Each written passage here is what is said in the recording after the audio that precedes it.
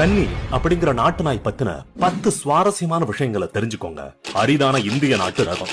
இந்தியாவுக்கு மட்டுமே உரித்தான நாட்டு நாய் ரகங்கள்ல முக்கியமானது கன்னி. அதிகப்படியா தமிழ்நாட்டுல தான் கன்னி நாட்டு நாய்கள் வாழ்ந்துட்டு இருக்கு. வேட்டை குணம்.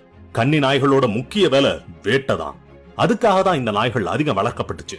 கன்னி நாய்கள் எதிரிய கண்டது வேட்டையான குணம் கொண்டவை. இதுக்கான முக்கிய காரணமே இந்த நாய்களோட கூர்மையான பார்வை திறனும் அதிகப்படியான வேகமும் தான்.